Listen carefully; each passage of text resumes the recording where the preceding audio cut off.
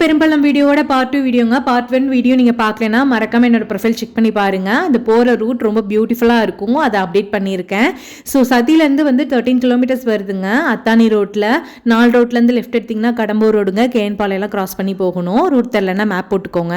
டேம்ல தண்ணி அதிகமா போறனால வீக்கெண்ட்ல கூட்டம் அதிகமா இருந்திருக்கு போலங்க. நாங்க போற டைம்லயும் நிறைய பேர் வந்துட்டு போனாங்க. இந்த ஐஸ் வண்டிக்காரர் அங்கே தான் இருந்தாரு. நம்ம அப்போலாம் சாப்பிடுவோம்லங்க சேமியா ஐஸ், அது வந்து இப்போ 20 ரூபீஸ்ங்க. அது ஒன்று வாங்கி சாப்பிட்டு அப்படியே டேம் மேலே ஏறிட்டோம். பெரும்பலம் டேம்ல தண்ணி நிறைய போயிட்டு இருக்குங்க. ஒருவேளை நீங்க இந்த வீக் வந்து பெரும்பலம் டேமை பார்க்கறதுக்கு போறீங்க அப்படின்னா கண்டிப்பா வந்து பைக்ல போங்க. இல்ல குழந்தைங்களா இருக்காங்கன்னா கார்ல வந்து ஸ்லோவா விண்டோஸ்லாம் இறக்கி விட்டு அப்படியே பார்த்துட்டே போங்க. போற வழியிலே ரொம்ப அழகான நிறைய ஸ்பாட் இருக்குங்க. நீங்க அங்கங்க நிறுத்தி நிறைய போட்டோஸ்லாம் எடுத்துட்டு போகலாம். சீரியஸா சொல்றேங்க. மறக்காம கேமரா இருந்தா கேமராவும் எடுத்துட்டு போயிருங்க.